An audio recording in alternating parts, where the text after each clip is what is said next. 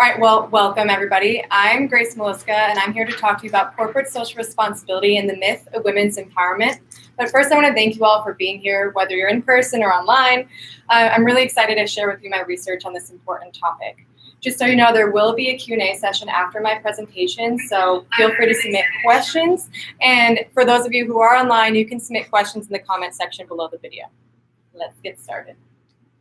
I did my master's thesis about corporate responsibility work for women's empowerment, how that relates to the United Nations. I came to this topic because of long-term interest in the United Nations and their efforts on human rights and sustainability. And then honestly, one day I was just scrolling through Instagram and I happened to notice a video. You can see it in the second row all the way on the right. And it caught my attention because it was about Athleta's Women's Empowerment Initiative and their corporate social responsibility work. And now I'm here 3 months later and talking to you about my research questions. My first question is, does Athleta's responsibility effort align with the United Nations Sustainable Development Goals? As you can see on your handout, the Sustainable Development Goals are from the United Nations, and they're a set of 17 interconnected, time-sensitive goals with the mission of eradicating poverty, fostering human rights, and improving environmental relations, all with a focus on gender equality woven throughout 17 goals. My second question really is, what results from corporate action for gender equality? But let's orient you to the topic. Let's watch that video together.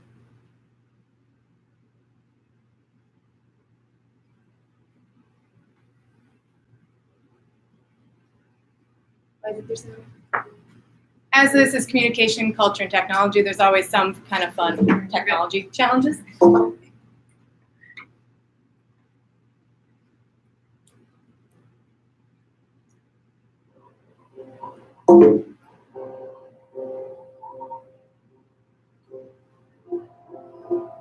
What if your voice wasn't heard?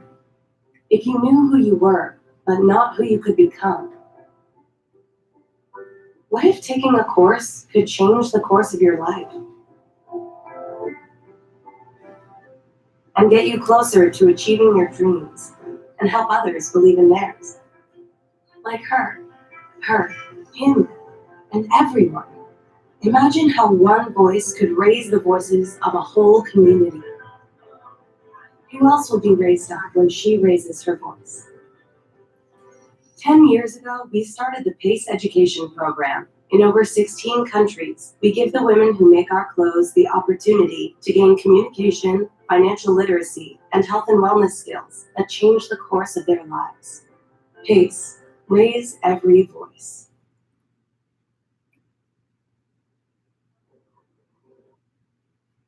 So, as you just saw, Athleta works to raise every voice through women's empowerment narrative. And they do so because that's their mission. They exist to empower women and girls. And they do so mainly through their Power of She campaign, which is an all-inclusive sustainable corporate social responsibility campaign, including that PACE program we just learned about, which is the Personal Achievement and Career Enhancement Program. I'll be using that interchangeably with PACE throughout. There's also two other facets of the Power of She campaign. So first is PACE. The second is Athleta Girl, which is a line of products produced by Athleta to help shape the next generation of women leaders. And the third is kind of like PACE, but for consumers, through in-store classes on financial literacy, business education, also health and wellness programs like mindfulness and yoga. Athleta was founded in 1997 in San Francisco as a niche women's athletic apparel company to shake up the status quo in deep pink athletics. It was then purchased by Gap Inc. in 2008 for $150 million. And now it operates part of the Gap family of brands along with Banana Republic and Old Navy. In 2007, Gap started the Personal Achievement and Career Enhancement Program. So about the same time Athleta was acquired by Gap was the same time Gap started this women's empowerment focus, making the relationship between Gap and Athleta a complementary one. In 2017, Athleta launched their own corporate social responsibility campaign known as Power of She, which we just went through. And in 2018, Athleta experienced 25% growth, making them the most productive and biggest brand within the Gap family of brands. Also in 2018, Athleta became a certified B Corporation, which means a third-party entity known as B Lab evaluates companies for their efforts on human rights and sustainability through their corporate social responsibility efforts and gives them a number to say that they're certified. Athleta now is one of 2,700 companies in the world that is a certified B Corporation. And this signals to consumers that when they purchase products at this corporation, they're using their money to vote for sustainability efforts and human rights through corporate social responsibility efforts. I approach this project in kind of a complicated but fun mixed method analysis. I use a main method called causal layered analysis, and it's a foresight methodology which contextualizes data within specific structures of knowledge and power in order to identify a trend and the power and actors within that trend. And you can think of causal layered analysis kind of like a tree or an iceberg shape. At the first layer is the litany layer, and that's where you're gathering evidence and data to identify the trend, and that's like the leaves or the branches of the tree or the very tip of the iceberg. The second layer, moving into a deeper level of analysis, is a social structure layer. And that's like the trunk of the tree or the bulk of the iceberg you can see above the water. And that's where you identify the power actors within the trend. And then you move into the third layer, which is the worldview layer. And here you're identifying the discourses and rhetoric employed by the actors you identified in the social structure layer and the reasons why they're justifying the trend identified in the litany layer. This worldview layer you can think of as the bulk of the iceberg that's below the water, sorry Titanic, or you can think of it as the roots of the tree, really grounding all these ideas. The fourth layer, the mythic layer, is the most complex layer of analysis and the deepest layer. It's here, it's the very tip of the very bottom of the iceberg, or like the soil that the tree is in. And it's here that you identify the underlying assumptions that these power actors have and the discourses that they're sharing in relation to the trend. But let's move layer by layer. I want to take you through this.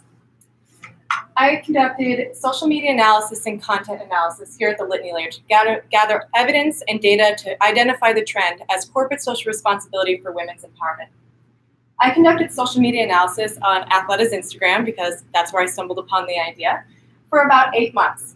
During those 8 months, Athleta posted about 175 times.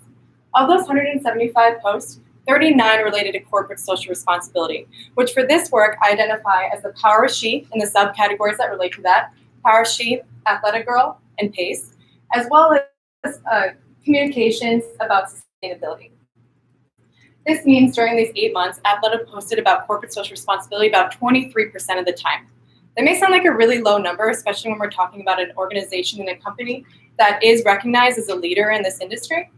But this 23% communications effort is reflective of literature on the topic, which says companies should only communicate about 20% of the time to consumers about their efforts on corporate social responsibility. This is because there's a disconnect in what we say we want and what we really want. While we say we want to know more about the products and where they came from and the influence they have, when push comes to shove, we'd rather know about the impact of the product on our own lives than having the burden of the responsibility and knowledge of knowing the product's impact on other people's lives and on the earth. So we can see here that the 5 posts about the PACE program relate to about 3% of corporate social responsibility posts. Just so you know, those 5 posts, 2 of them were the same video we just watched. 3 of them were almost identical videos featuring different women who went through the PACE program. So not a lot of variety in the content they're posting. It's a very consistent narrative. When we look at engagement about the topic, we can see that Power of She is absolutely the most engaged topic when we look at comments. This is likely because Power of She is the overarching corporate social responsibility narrative of Athleta, and the majority of posts, about 13% of posts about corporate social responsibility, relate to Power of She. The comments here, as you can see, there was only about 1% of the comments went to the PACE program. But there's a different story when we look at engagement from consumers in the form of likes. Consumers like Athleta about 10% of the corporate social responsibility likes overall. This means that consumers are aware and supportive of Athleta's efforts for women's empowerment through the PACE program. I then also applied content analysis at this litany layer to understand the trees and the trees' branches and the leaves in relation to the United Nations Sustainable Development Goals. I identified primarily 7 goals that relate to what Athleta is communicating as corporate social responsibility, with Goal 5, as you can see, being the most prominent. Goal 5 is gender equality and women's empowerment. Over 90% of the posts that Athleta shared about corporate social responsibility relate to Goal 5, gender equality and women's empowerment. This means that when Athleta is communicating corporate social responsibility, they're doing so in a way that adopts and adheres to the idea of women's empowerment narrative as being essential to their responsibility efforts. So that's one layer. Let's move to the next layer, the social structures layer. And this is where we look at the power actors and the systemic justifications they give for why the trend of women's empowerment that we identified at the living layer. I do so through mainly three buckets: the political and historical, the social, and the economic. The political and historical level, the United Nations is a patriarchal institution. It was created by men, and the majority of employees worldwide are men. This is to say that in 2019, happily, the United Nations did reach gender parity in their senior leadership positions, and this is very important, but that gender parity has yet to trickle down into the rest of the United Nations. The UN also recognizes themselves and says that they are a patriarchal organization. It's something they're working to reform. And this reflects the UN's power in being able to set norms throughout the world. They can convene and set norms through efforts such as the Sustainable Development Goals and getting corporations and other actors to work on those goals, such as gender equality and women's empowerment. At the social level, as you know, women are severely underrepresented in most sectors of society, including media and politics. This is in addition to gender-based violence, such as genital mutilation, unequal pay for equal work, and denial of bodily autonomy. All of these factors lead to women's inequality. The third level, the economic level, is another justification where women are more likely to be in poverty and are disproportionately impacted by poverty. Some estimates say that women are up to 80% more likely to be in poverty than men anywhere in the world. And there's really two reasons why women are more likely to be in poverty. The first is that women are more likely to have informal sector jobs. And by that, I mean they don't have salaried positions that have benefits such as pensions, healthcare, family leave, and other things like that. The number one most important reason for why women are impoverished, though, is the social expectation and burden that they will bear, raise children. This leads to women's impoverishment more so than any other factor. But all this individual poverty has effects and accumulates. So a woman's individual poverty leads to national poverty and international poverty. And the United Nations recognizes gender inequality and women's disempowerment as the single most pressing human rights issue of our time. Wow. So we look at all these issues, and the United Nations decides to take a feminist approach towards what we can talk about, how to change this, how to foster gender equality. And these feminist ideas are, equality and equal work, equal pay, things we all agree with, I hope, or I probably wouldn't be here. And this is known as neoliberal feminist perspective, because we're talking about using economic participation as a way to foster equality and thus improve society. As I mentioned, the United Nations adheres to this idea, specifically in the Sustainable Development Goals, in which the United Nations says, educating and investing in women and girls has a multiplier effect on productivity, efficiency, and economic growth. But economically strengthening women is not only by a means to which spur and sustain inclusive society or industrial development, it's also a matter of advancing women's rights. This means the neoliberal feminist perspective of the United Nations and the Sustainable Development Goals and other efforts are talking about women's inclusion in society and not only economic realm, but really empowering women into their rights. Athleta, surprise, surprise, also adopts a neoliberal feminist perspective. Nancy Green, the CEO of Athleta, says that we believe in the confidence that comes from education goes beyond the factory, in turn affecting relationships and communities in positive ways. Rather than a vicious cycle of women without skills and knowledge, we create a virtuous cycle of women empowering women. So we have the systemic justifications for the trend of women's empowerment through corporate social responsibility, and we have the idea of neoliberal feminism. But now let's look at what this neoliberal feminist idea is. At the worldview layer, we deconstruct this perspective or the discourses of the United Nations and Athleta. And I do so by identifying the neoliberal feminist model as a tool of capitalist patriarchy. And by that, I mean that capitalism is a product of patriarchal order and thought. And some scholars argue that neoliberalism co-opted feminist ideas. This is a contentious idea within scholarship and even amongst feminist scholars, but the idea is that the feminist ideals of equality have been taken on by other neoliberal ideas such as equality and democracy and emerged with capitalist practices to create neoliberal feminism. But capitalism is a limiting structure, and really in three ways that I identify in my work. The first is capitalism is a process of dispossession. The idea is that you dispossess your identity or give up part of your identity in order to accumulate goods and accumulate money. This is known as monetary identity. The second way that capitalism is a limiting structure is that it's a gendered process itself. This happens on three levels. The first is the bodily level, where we recognize that women are more likely to be in poverty. And the supply chain of fashion companies, including Athleta, the factory workers are disproportionately women. Young women ages 18 to 24 living in the global south, predominantly Southeast Asian countries where, happens to be, Athleta's factories are. The second level of the gendering process of capitalism is the social structure in which we bifurcate society based upon what we see as appropriate roles for men and for women. The third level of the gendering process of capitalism is the structural level. Scholars talk about capitalism as a patriarchal order in which the informal versus the formal is like the feminine versus the masculine, or man versus women, and the informal is subordinate to the formal, yet the formal relies upon the informal's existence. Capitalism is also a self-limiting structure, saying that we have to eradicate the informal sector of society through programs such as the Personal Achievement and Career Enhancement Program by Athleta, ignores the fact that the informal needs to exist for the formal economy to exist, or if we're going to take a Marxist approach, there's always a proletariat to the bourgeoisie. Okay, fourth layer, you ready? It's the mythic layer. This is where it gets kind of fun. So here at the mythic layer, this is like the soil of the tree, or the very bottom of the iceberg. You can't see and probably don't know it exists. And it's the underlying assumptions. And for my work, I identify the mythic layer as women's empowerment. And the logic of this myth is that women are unequal due to societal practices. But the solution is to empower women through economic opportunities, and then women will empower themselves and thus improve society and foster gender equality. There's really two main problems with this form of logic, though, women's empowerment. The first is that empowerment is a development paradigm that privileges power. By that, I mean corporate social responsibility is used as a stamp of approval or a pure pathway for gender equality. Additionally, the social improvement model of empowerment does not address the entrenchment of corporate power, or the individualizing effects of development, or the valor and normality of capitalism as a necessity for human rights. The second main issue with the myth of women's empowerment is that women's empowerment does not equate equality. The United Nations says that human rights are innately and universally endowed upon birth. Saying women must become empowered into their rights undermines human rights as inherent.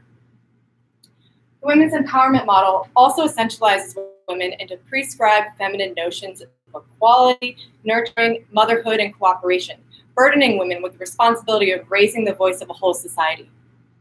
Finally, women's empowerment does not equate equality because there's a contradiction within the narrative of women's empowerment. Saying women are without a voice and without power, while also saying women are uniquely powerful and have the voice to raise all society, doesn't quite fit. Okay, all those layers moving through the tree, up and down, is to say that the United Nations engages the private sector in support of their human rights and sustainable development goals. But the women's empowerment narrative adopted by the United Nations and Athleta is a form of neoliberal worldview, a neoliberal feminist worldview, which adheres to the United Nations and Athleta's brand and communication style. But the neoliberal feminist model limits and inhibits the full realization of human rights. This is because neoliberal feminism is rooted in capitalism, which is patriarchal and inherently unequal. Additionally, corporate social responsibility for women's empowerment does not address the structural causes and conditions of gender inequality in the first place.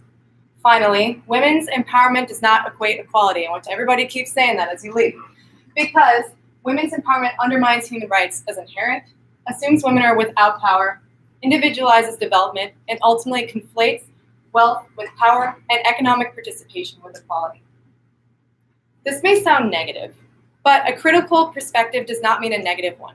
While something's problematic, it doesn't make it wrong. I truly do believe in the power of corporations and the private sector to change the world because they have a unique role and a unique influence upon the world. I think that must be done in partnership with the United Nations. Corporate social responsibility in support of the United Nations is essential and important. But the myth of women's empowerment needs treatment as one aspect of gender equality and human rights, rather than a universal elixir. But why does any of this matter? Why did I write a 150-page book and this little handout and this presentation? Why are you all here beyond the snaps? It's because women's empowerment is an important step for gender equality, absolutely. And the role of corporations in fostering women's empowerment is essential because it provides benefits to individuals as well as society. But the empowerment model of women's empowerment undermines human rights and reproduces patriarchal structures of relation and power. Thank you. So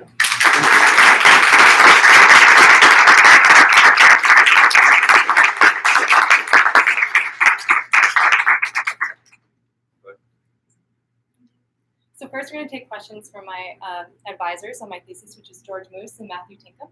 And then it'll be opened up to the audience, including the online audience. Sorry, please. Okay, so when you started this project, I told you that you were sitting between two massive icebergs. Might be a kind of metaphor for this. One is a particular kind of discourse of human rights, and then the other is another set of discourses about the nature of the marketplace economy. And I saw you as sitting inside this really big tension that I told you don't feel like you have a responsibility to try to sort out the tension point, because it's big and it's historical. So I said that at the beginning, but I'm going to put you on the spot right now and say, something's got to give here. Yes. What do you think it is? I really do believe that the power of words are hugely influential. And because of the role of the United Nations in being the only international conglomerate of nation states, which is the largest form of interaction we have still, beyond capitalism, that's a different note, it's essential that the United Nations communicates equality and human rights in a way that is not only focusing on the short term, but also the long term.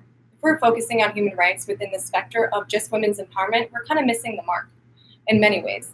But I also think that needs to be matched with the role of corporations in taking this on, that they need to work together in order to be able to influence and really change not only the individual level, the social level, but ultimately the structural level. I don't think we're going to get rid of capitalism, but I think we can make capitalism better. So can you go up to back a couple slides? One more. Yeah, down at the bottom. So one of the things that really intrigues me about your decisions at the end of this research is that bottom arrow, where you say your frame of mind is to argue that there's a misconception of seeing women's empowerment as simply meaning equality, which, like, who's against equality, right? But that you're seeing something more nuanced in this that has to be articulated to sort of tease apart the contradictions that are woven together. So, for example, can you say more about what you mean by undermines human rights as inherent? Yeah. So this is really a main section of my literature review, which is about 30 pages long. Thank you, readers. And in that, I focus on the history of human rights and how that relates to the idea of gender equality and women's empowerment. Ultimately, the United Nations defines human rights as inalienable and universal to all people, for men and women, regardless of sex or religion or bias and other status. So it's something you inherently have upon birth. But saying women are so powerless and that they have to become empowered so they can even have these rights undermines the concept of human rights as universal. I think it needs to be reframed in talking about women's empowerment as a method to realize or recognize pathways to achieving full human rights. Not everybody has housing, not everybody has water. Those are absolutely human rights that not everybody has. But that the pathway of communications relating to women's empowerment narrative needs to talk more about relating to human rights rather than saying, oh, women don't have power. Because right now, that narrative undermines human rights as inherent. So what I hear you saying, and this is a big resonant critique in our historical moment, is in the universalizing discourse of talking about human right, does gender mean that there's something that's covered over in terms of, and I don't know what's going to be like, I don't want to say the exceptional or unique, but I would say that the differentiated position of women in relation to a right. Does that make sense? So you're talking about women's unique role and perspective in society and how that relates to rights? Well, I think, for example, one of the things that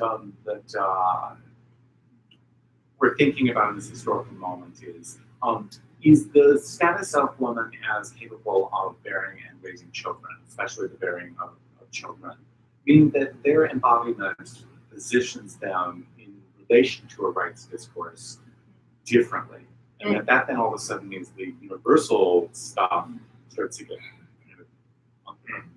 destabilized. That's a great point, and that is certainly a big challenge, and I think that's something that is just really starting to reemerge. This was something of conversation back in the early 90s due to anti-capitalist and environmental feminists who really progressed this idea of women's unique perspective and role in society, which is known as cultural feminism, as opposed to liberal feminism, which the United Nations adopting, saying that women and men are universally equal. So this cultural feminist communications of the early 90s was talking about the unique role women have to play in environmental action, and also that no, women and men aren't just flatline universally equal, because that's saying this is the bar is a man's identity and women have to equate that. But women experience the world in vastly different ways.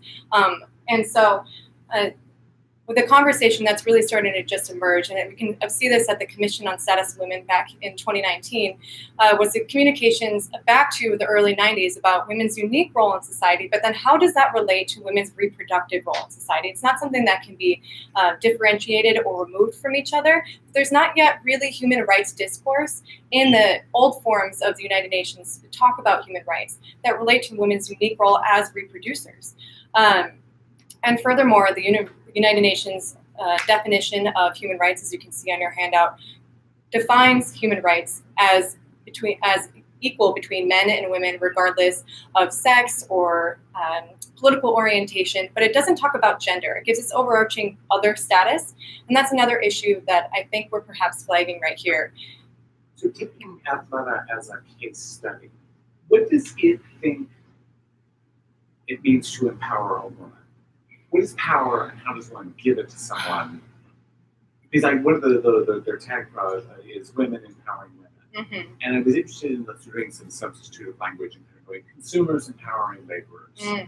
Well, I don't know if I've seen that work out as a kind of big strategy for sort of justice, at least my experience. So I was wondering, what do you think they think power is? Yeah, that's a great question. I think they think power is different based upon your societal position, which in some ways I agree with. But the main way that they talk about power is what you just said, is consumers empowering laborers. So the PACE program and the products that they sell, like the shirt, go to provide proceeds and engagement with their factories and employing women in their factories. So they're really talking about economic justice as human rights and equality. Furthermore, they also talk about consumers' engagement direct with the products that they have, not just for empowering the laborers. Sure, that's great, but probably some people don't want to know that. What they talk about empowerment is that you can wear this shirt to home, to school, to raising your kids, this kind of the all-woman narrative. This is a woman who can do it all. She can run business. She can have a family. She can... Yeah. So this woman who can balance all these plates in the air, this really modern woman, is their form of power. So if consumers are empowering laborers, women laborers, then your social media analysis detected that there was only a 1% response around the corporate social responsibility topic in the Instagram feed. Am I right in saying that that doesn't sound to me like consumers are particularly excited about this model of power? Yeah, so there was definitely a challenge in looking at social media as a form of engagement for consumers related to corporate social responsibility. One, because it's so new, really, that there's not a lot of research that's yet out, but also because there's so many different ways to engage with social media as a consumer, but also very limited means to show your support or dislike of something. On Instagram, you can only comment, or you can't like. You can like, you can't dislike, you can't thumbs down, you can't react. That's your only power.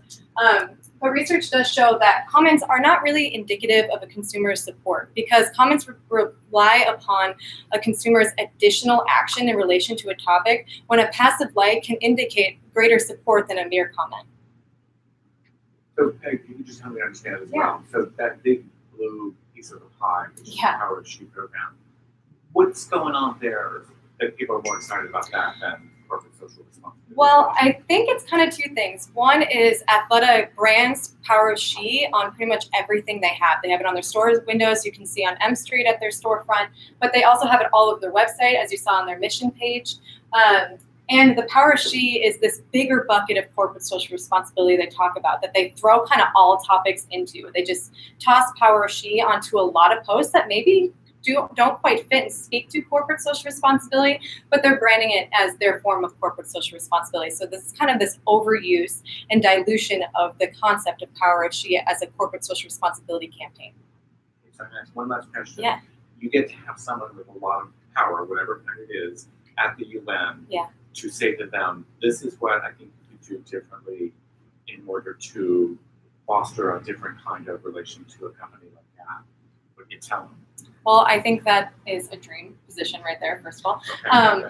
But second of all, I think it really goes back to the discourses and rhetoric that we're using. And it really comes from the United Nations as the barometer and norm setter for human rights and existence in the world. So I think it takes a critical look and perspective at reforming what we're talking about human rights are in one place, but then also talking about how we're achieving human rights, especially in multiple partnerships such as with the private sector. So I would love to sit down with some leaders at the United Nations and talk about where are we saying human rights are? How does that match into our corporate social responsibility? How do we measure those impacts? And then how do we communicate that to consumers and constituents who are ultimately the voters and the people we're representing and why we exist? And then being able to bring the corporations into the room after creating a cheat sheet, essentially, saying these are the best practices for what you can do, corporation, in order to align with us, United Nations, and improve relations in the world. I wish. Any questions? Sure. First and foremost, this is a brilliant presentation. To boil down your 150 pages in 15 minutes, which is quite impressive. This is a bit unfair, but you know that we, in our exchanges, we talked about the fact that in some of your earlier presentations, you used language which was highly critical of both the UN and the corporate sector, precisely because of their distortion of the ability of the empowerment narrative to actually result in fulfillment of human rights.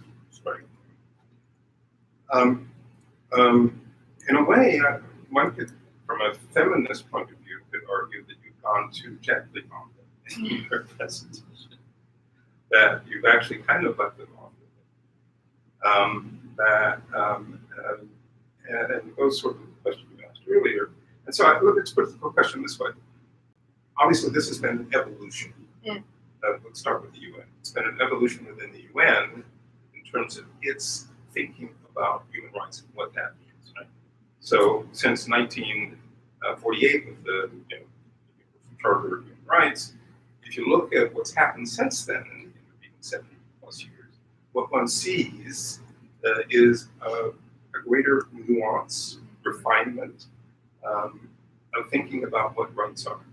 So tell me what evidence you see in that evolution that the UN, start with the UN, is capable of making that next leap to an even more nuanced understanding of gender-based rights to include not only men and women, but that whole range of other categories of people.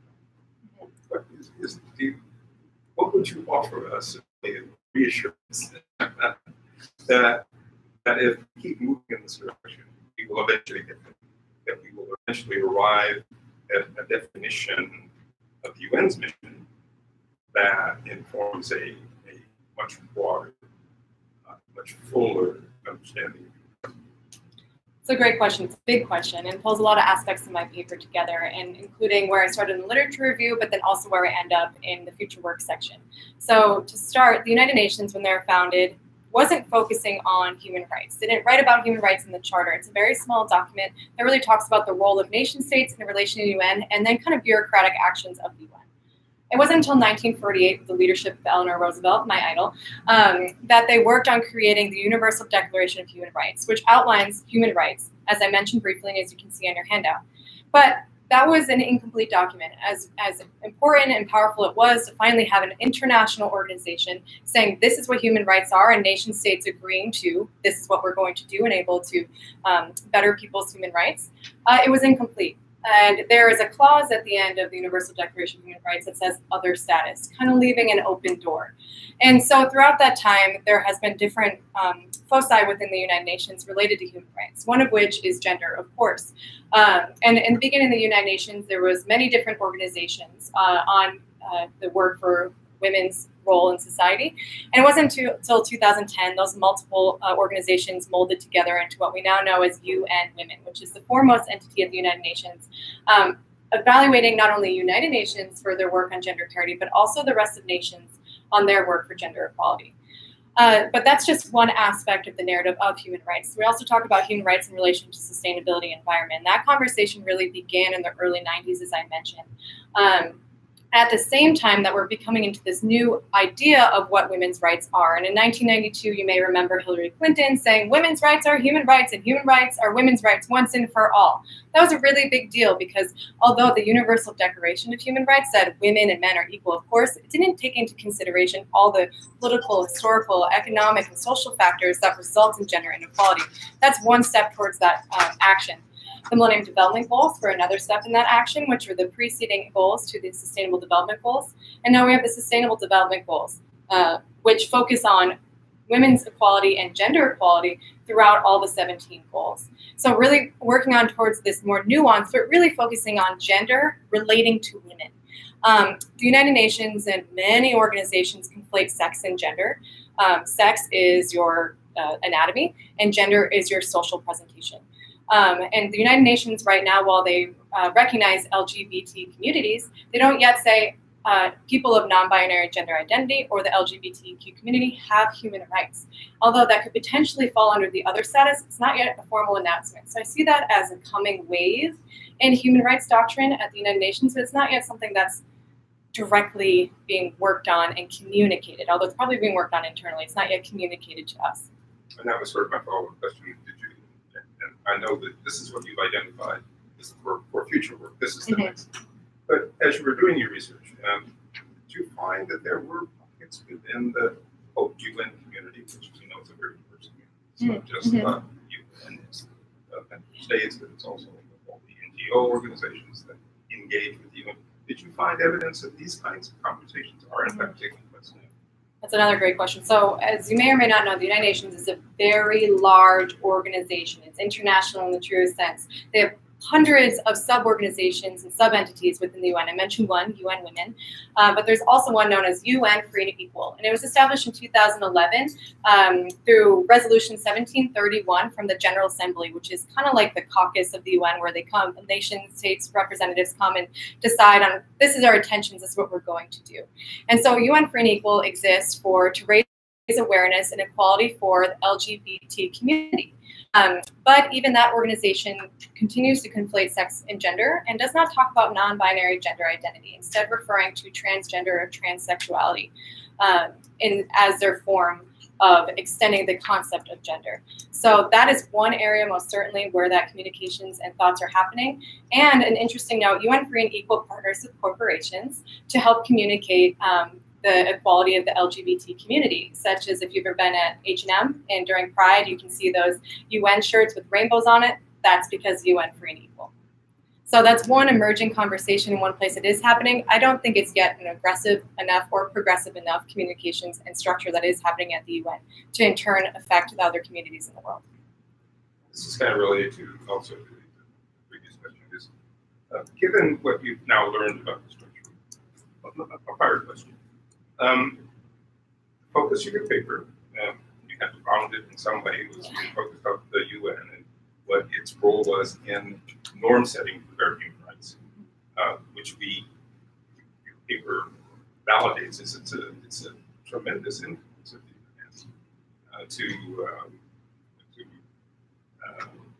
assert, to establish, to validate what our understanding is of what human rights are, right? And so it's an enormous power for this government. We also focused on the corporate sector, which also has enormous influence. And by inference, you talk about the consumers. But what would be the message out of this, out of your research for consumers? Because that's potentially is the other influential set of actors here. And as you point out already, I mean, if we and consumers, I would define broadly, it's not just the folks who buy the merchandise, but it's the society at large that is part of this consumer paradigm. Potentially that is the group that could oblige both the UN and the corporate sector to change their paradigm in terms of how they go about promoting human rights and equality. What would your advice be there? What lessons do you draw from your research about how should we be messaging this, communicating the results of your paper to both consumers, us consumers?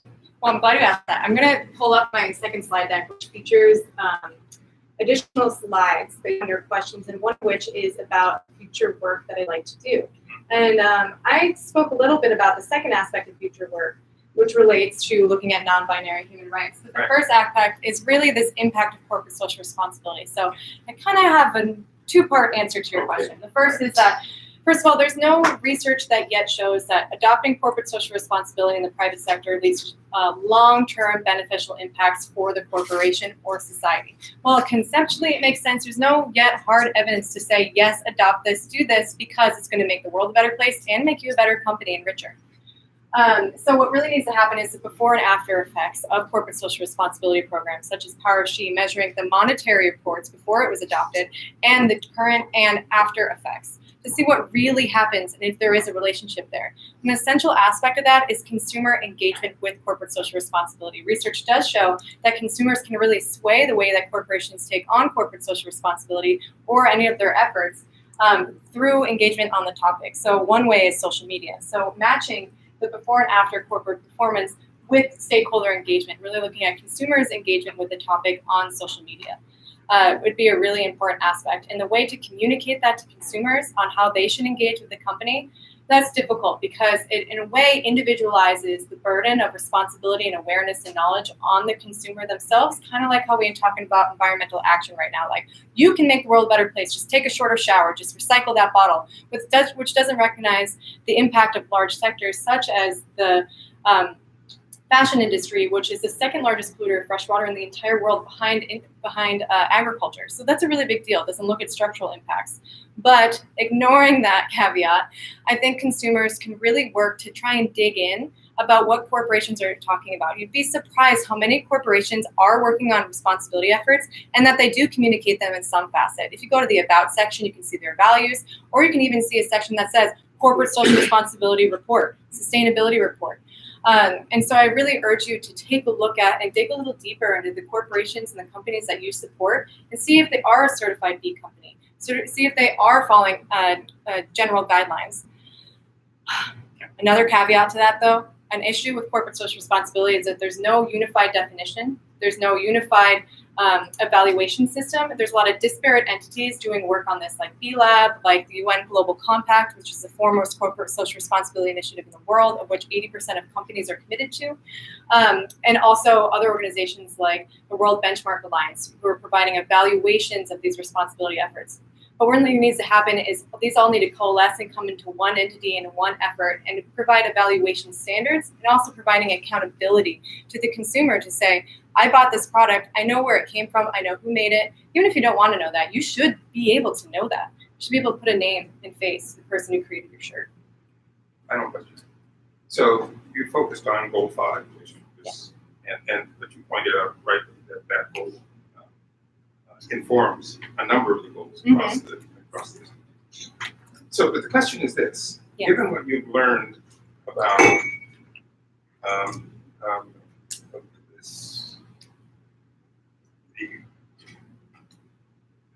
way the UN has adopted a neoliberal paradigm for progress in this area, what, if any, what sort of inferences do you draw from that about some of the other goals? Or have you thought about that? That's a great question that I haven't thought directly about for this work, but I have in other ways.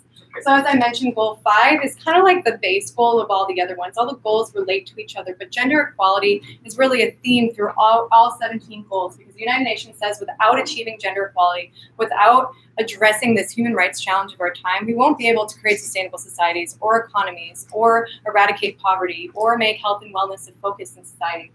So in that way, the neoliberal feminist model pervades all of the other goals, but also the 17 goals have 169 targets, and many of the other goals have communications about economic engagement as a pathway towards creating equality and towards achieving these goals. So in that way, yes, but that would be a great research topic to further look at. And so I will end with not a question, but an assertion, which is that the critique that you have, I think, very well, ably done of this intersection of UN's role as a human rights arbiter, corporate sector, how those two things align, how they certainly assist in validating the influence of those very large actors.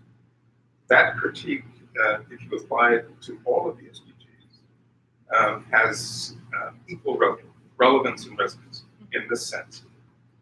If you look at the SDGs, without exception, they are applying to strategies for how you remedy the existing situation.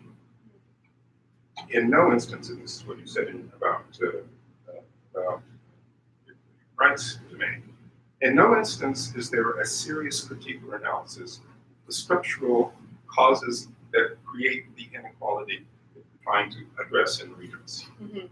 It is all about how do you identify issues and challenges that need to be addressed, and then thereafter, how do you mobilize resources, starting principally with government resources to address them. The no point in any of that is to say, is there a serious critique or analysis that says, we wouldn't have these conditions but for the behaviors of certain major institutions in our society, starting with governments and corporations. Right? Mm-hmm. So I could go on, as you know, and talking about how that applies, for example, in Africa, which is a part of the world that's coming up. But the fact of the matter is that these fundamental structural issues, economic, political, social, and cultural, are never really addressed in the SDGs. So that means that we're always dealing with the symptoms. We're trying to figure out what the band-aids are. We're trying to figure out, just as in the case of women's empowerment is supposed to be the solution for making women equal. We're doing the same thing with regard to a whole bunch of other things, whether it's education or health. We're not really looking at the underlying structural causes and conditions that create these problems. I agree. And I rest my 5 minutes left. So, oh gosh. Any questions? Yeah. Just one. Yeah. Does it even make sense, given what you said, to talk about it, empowering I think for now, yes, it does, because that's a dominant narrative that exists. But I think it needs to come with an asterisk, with an attention towards, as George Moose is just saying, the causes and conditions, not only the symptoms of economic disempowerment. So when we're talking about economic empowerment, we can also put a little bit of information there. This is why we came to have such inequality, not just unequal, period, this is how we fix it. Let's look at the reasons, looking at the deeper layers of why this exists. Grace remembers the final analysis is a job for a for-profit organization in a society which you described as, what does that look like to have empowering men? I'm worried that you haven't left room for what I think you're, I'm not sure what will count to satisfy this notion of empowering. Mm-hmm. I think companies are working on that, absolutely, especially in their supply chain efforts.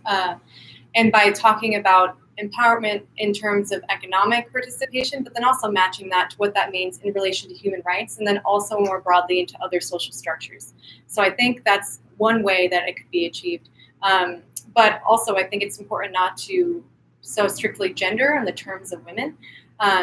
You know, equal participation in society and equality is something that applies to all people. Although there's nuance and conditions within that. I think the economic empowerment model requires a little bit more asterisks and nuance to that. And I think companies like Athleta and their PACE program is trying to work on that by talking about not only business education, but also health and wellness and ideas of confidence and ways to communicate. And those are things that are starting to merge within the narrative of these empowerment programs. But it takes a while, unfortunately.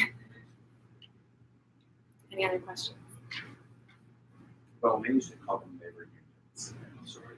And collective bargaining is one of those techniques of thinking about what can happen. Exactly. Empowerment in labor. And again, I think, one of the things that's been interesting to me is a reactivation of labor politics in that very sort of mode. And then by extension, when I talk to consumers, and you rightly point out that part of the problem right now is that this model works because it does individualize us all, right? It doesn't expect us to come together as a group and try to influence either the corporations or the UN as a collective.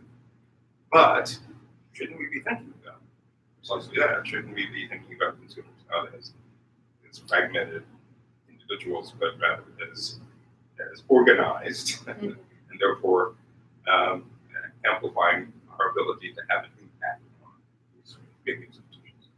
I have a question. Yeah. Sort of similarly, the aid industry as a whole has bought into this idea of empowerment, and it is an industry that influences different organizations like the UN, but also like the World Bank and other really influential organizations. So, how would you advise the aid industry to change the way they think about empowerment, given that there are people on the ground who don't really care about these nuanced conversations? What they care about is a wage and the ability to have their own bank account and to feel empowered by some of these efforts. That's a great question because it relates to the actionable resources and materials that are not only for the bureaucrats or the policy wigs up here with the fancy shoes, but also there's just the people who are on the ground every day doing the work. I think where that starts is in conversation up with the policy wigs, in communion with the people who are on the ground, each reporting to each other the best practices, the challenges that exist in doing this work, and then working to create, again, a kind of cheat sheet about these are the best practices, this is why you should do this, looking not only at the symptom, but also we got here because of this cause and this condition. And I think that really involves by talking about empowerment. Yes, I think that's still a kind of cool narrative that people really like. It's a fun word. But remapping it more towards the concept of equality and human rights. I don't even have a cool word for that. I've been working on it. I wasn't able to come up with one in time, so I'll let you know. But I think that has to be a shifting narrative, that one will bleed into the other naturally by having these conversations and changes. I have a question. Yeah. And we're talking a lot about like Athleta in their conversation with the consumer, but the aid industry sees their consumers as the people that are the laborers that are consuming this, whatever aid work we're offering them, whether it's work or through corporate social responsibility program or through general aid. So what do you think the role of that conversation between the aid industry and the consumer, that is that laborer or Athleta, and their other consumers, which I think of the corporate social responsibility is the laborer. Where do you think that narrative or that conversation plays a role in what you research? Yeah, I mean, it's kind of like comparing apples and oranges, but really they're still fruit, and it's really a commodity product that we're talking about, this narrative of empowerment. So whether it's to consumer empowerment or to aid for a client who is working in the labor industry, that commodity product is that empowerment brand. And I think what's really important, I think there's a really fruitful conversation and outcomes that could come from that sector of society in the aid agency, especially through organizations such as IMF and World Bank, plus all the millions of nonprofits that do this work.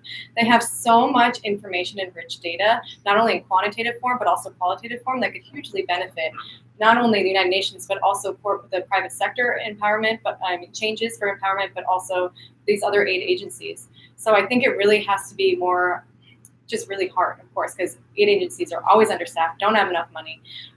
But trying to create a holistic and cohesive data set, essentially, of what's happening on the ground, those impacts, and because the people who are working in those labor, they know the bad stuff, they know the good stuff. So we need the knowledge and the insight from them. As much as we can do it with our education and our ivory towers, it really has to come from people who are experiencing it every day.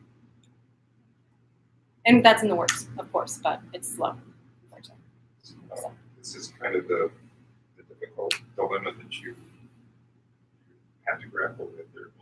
Because I honestly think that the aid workers know very well both the possibilities of the programs and the activities in which they engage. They're also very well aware of where they get the money from, which is this structure that we talked about. They're very well aware that the things that are happening, programs are figuring out to benefit. They don't want that to go away, but they also recognize the limitations. So again, your notion of how you connect this conversation up here with the knowledge and experiences is going to be terrific. But so that was the dilemma you were bridging, was acknowledging, on the one hand, a very rigorous critique of the limitations of this model, but at the same time saying, look, we can't just throw that out because we will be doing a disservice to the people and to derive benefit from the work that's being done. And the question then becomes, how do we evolve this to something that is more encompassing? Anyway, I said. Does anyone have any other questions? You can always email me or text me or find me in person. I'm ready to talk about it. Thank you. No, thank you. Thank you.